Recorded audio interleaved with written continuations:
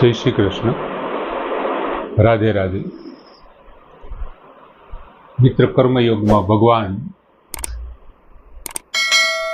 કૃષ્ણએ 14મા અને 15મા શ્લોકમાં સૃષ્ટિ ચક્ર વિશેની વાત કરી અને જે પ્રમાણે અન્નથી પ્રાણીઓની ઉત્પત્તિ છેક કર્મ છે એ વેદોમાંથી, અને વેદો છે એ અવિનાશી પરબ્રહ્મમાંથી ઉત્પન્ન થયા છે, એમાંથી પ્રગટ થયા છે. અને આથી ભગવાને કીધું તસ્માત, આથી સર્વગતમ, સર્વવ્યાપી જે પરમાત્મા છે તે નિત્યમ યજ્ઞે પ્રતિષ્ઠિતમ એવો શબ્દ વાપર્યો. તે કાયમી યજ્ઞની અંદર વિદ્યમાન રહેલા છે. આમ ભગવાને સરસ મજાના સૃષ્ટિ ચક્રની વાત કરી અને હવે 9મા શ્લોકથી ચાલુ થયેલો આપણો જે આ વર્ણ્ય વિષય છે, આ 16મો શ્લોક છે ને તેમનો ઉપસંહાર છે. એટલે હવે ભગવાન 16મા શ્લોકમાં કહે છે કે એવમ પ્રવર્તિતમ ચક્ર ન અનુવર્તયતિ ઇહ યહ અઘાયુ ઇન્દ્રિય રામ મોઘમ પાર્થ સ જીવતી. એવમ એટલે આ પ્રમાણે, પ્રવર્તિત એટલે પ્રચલિત, ચક્રમ એટલે સૃષ્ટિ ચક્રને, ન અનુવર્તયતિ જે અનુસરતો નથી, એટલે કે કર્તવ્ય પાલન નથી કરતો, ન અનુવર્તયતિ જે અનુસરતો નથી કર્તવ્ય પાલન.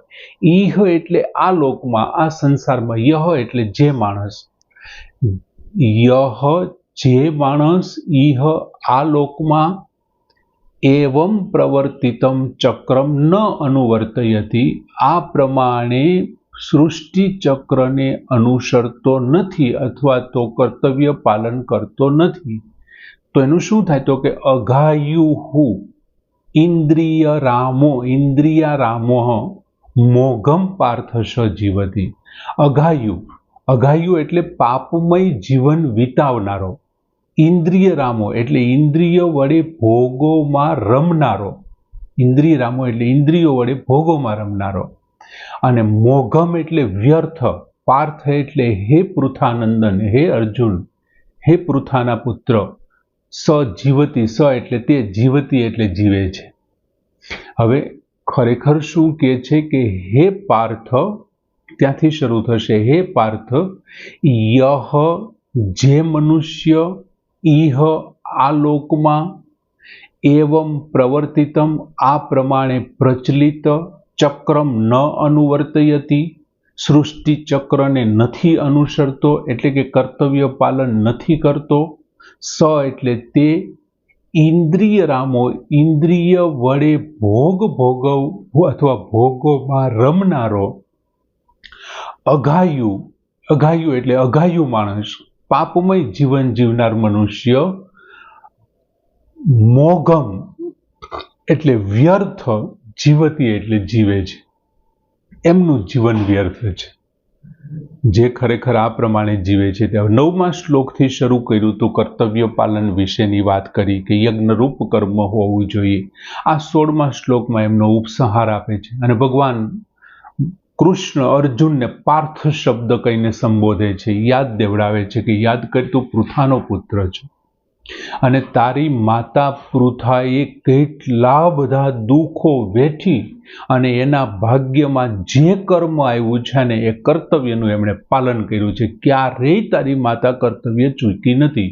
તો પછી તું તારા માટે યુદ્ધ, જે તારું કર્તવ્ય છે એનું તારે પાલન કરવું જોઈએ, એને બદલે તું યુદ્ધને ઘોર કર્મ સમજી બેઠો છો અને આ યુદ્ધ છોડવા માટે તૈયાર થઈ ગયો છો, એ ન ચાલે એમ. હવે કર્તવ્ય પાલનથી ખરેખર સૃષ્ટિનું ચક્ર ચાલે છે.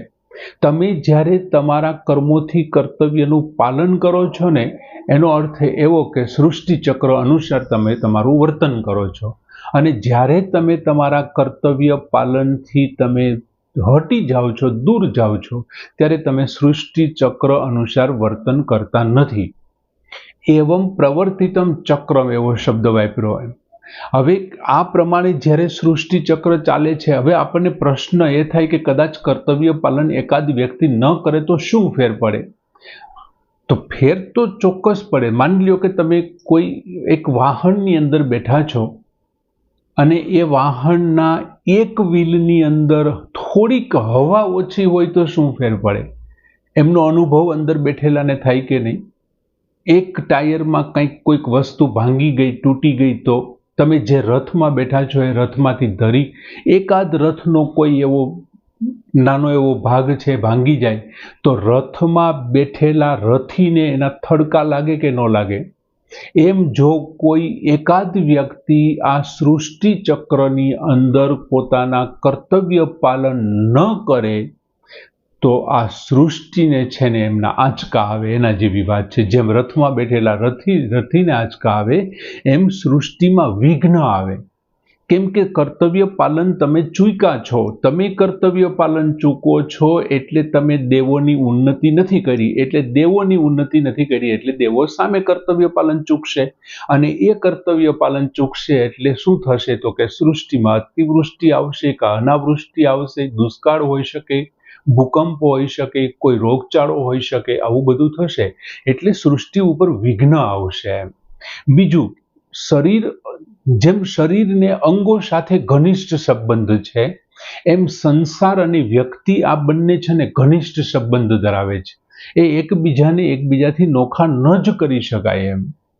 એટલે નિષ્કામ ભાવથી જો કંઈ કર્તવ્ય કર્મ થાય, કોઈ પણ કર્તવ્ય કર્મ નિષ્કામ ભાવથી કરવામાં આવે, તમે એમાંથી તમારી મમતા છે, આસક્તિ છે, કામનાનો ત્યાગ કરી અને નિષ્કામ ભાવથી જો કંઈ કર્તવ્ય કર્મ કરવામાં આવે ને તો સૃષ્ટિમાં આપોઆપ સુખ ફેલાય. જો કર્તવ્ય પાલન ન થાય તો સૃષ્ટિમાં દુઃખ આવે છે, વિઘ્ન આવે છે. સૃષ્ટિ ચક્ર પ્રમાણે 14 અને 15મા શ્લોક પ્રમાણે જે વ્યક્તિ વર્તન નથી કરતો તો સૃષ્ટિ ઉપર દુઃખ આવવાનું છે. અને જે પ્રમાણે આ સૃષ્ટિ ચક્રનું પ્રવર્તી રહેલું સૃષ્ટિ ચક્રનું પાલન કરશે તો આપોઆપ સૃષ્ટિમાં સુખ આવવાનું છે. બીજું અહીં એક શબ્દ વાપર્યો છે ઇન્દ્રિય રામઃ, એટલે જે વ્યક્તિ આસક્તિથી ઇન્દ્રિયોમાં રમમાણ રહેવા વાળો વ્યક્તિ છે, જે આસક્તિથી ભોગ ભોગવે છે તેને ઇન્દ્રિયોમાં રમણ કરવા વાળો કીધો છે, જે આસક્તિથી ભોગ ભોગવે છે. હવે આપણને એમ થાય કે આસક્તિથી, દાખલા તરીકે પશુ પક્ષીઓ છે એ પણ ઇન્દ્રિયોમાં રમણ કરવા વાળા છે, પણ પશુ પક્ષીઓ છે એ પૂર્વ જન્મના કરેલા પાપોને ધોવે છે અને નિર્મળતા તરફ ગતિ કરે છે. જ્યારે માણસ છે, બીજું પશુ પક્ષી નવા કોઈ કર્મ કરી જ નથી શકતું. પશુ પક્ષી છે નવું કર્મ નહીં કરી શકે. વર્ષોથી એક જ જગ્યાએ બેઠેલી ગાય કે ભેંસ કે ઘોડો છે એ જગ્યાએ ખાશે, પણ એ જગ્યા ઉપર પોતાનું મકાન તો નહીં જ બનાવે. એટલે પશુ પક્ષી ને પ્રાણીઓ છે તે નવા કર્મો કોઈ કરતા નથી. જ્યારે મનુષ્યને પાસે વિવેક બુદ્ધિ હોવાને કારણે મનુષ્ય નવા કર્મો કરશે. હવે માત્ર માની લ્યો કે ઇન્દ્રિય રામ છે, ઇન્દ્રિય રામ એટલે કે માત્ર એમની અંદર આસક્તિથી જ જો એ બધા કર્મ કરવા વાળો છે તો એ નવા પાપ કરતો જ જશે, પાપ કરતો જ જશે અને પતન તરફ તે જતો રહેશે. અને એ જ્યારે પતન તરફ જશે અને એમને કારણે શું થશે, એ હિંસા તરફ વળશે. પોતાના ભોગ ભોગવવા માટે તે હિંસાનો સહારો લેશે. એટલે ભગવાને એક શબ્દ વાપર્યો અઘાયુ મનુષ્ય, એટલે પાપમય જીવન વિતાવશે. હિંસા કરશે, પાપ કરશે, નોખા કર્મો કરશે અને પુષ્કળ પ્રમાણમાં સૃષ્ટિની અંદર વિઘ્ન પેદા કરશે અને બીજાનું અહિત કરશે. અને એવો વ્યક્તિ છે ને અઘાયુ છે. અને ભગવાન એને મીઠો ઠપકો આપે છે કે ભાઈ આવા પાપ કર્મ કરવા વાળા અને સૃષ્ટિ ચક્રની વિરુદ્ધ ચાલવા વાળા માટે ભગવાન કે છે એમનું જીવવું જ નકામું છે. આવા વ્યક્તિઓ જીવવા જ ન જોઈએ, મરી જાય એ જ વધારે સારું છે. એટલા માટે શબ્દ વાપરો મોઘમ એટલે વ્યર્થ છે. શું વ્યર્થ છે? સજીવતી, તે જીવે છે ને તે વ્યર્થ છે. માટે હે અર્જુન, જેમને પોતાના ધર્મ પ્રમાણે, પોતાના વર્ણ પ્રમાણે, પોતાના આશ્રમ પ્રમાણે, પોતાની પરિસ્થિતિ પ્રમાણે જે કર્મ આવે છે એ કર્મનું, એ કર્તવ્ય કર્મનું પાલન કરી તેને યજ્ઞરૂપ કર્મ બનાવી દેવોને ઉન્નત કરી અને દેવો પાસેથી ફરી પાછા યજ્ઞ કરવા માટેની સામગ્રી પ્રાપ્ત કરી અને દેવોની પ્રસન્નતા મેળવી અને સૃષ્ટિ ઉપર કોઈક સારું હિત થાય એવું કરવું જોઈએ એવો પ્રભુનો શુભ આશય છે. અને આમ 9મા શ્લોકથી ચાલુ કરીને આ 16મા શ્લોક સુધીના ઉપસંહારરૂપ શ્લોક અહીંયા પૂર્ણ કરીએ છીએ કે એવમ પ્રવર્તિતમ ચક્રમ નાનુવર્તતી વર્તયતિ ઇહ યહ અઘાયુ ઇન્દ્રિય રામો મોઘમ પાર્થસ જીવતી. અહીં પૂર્ણ કરીએ છીએ. જય શ્રી કૃષ્ણ.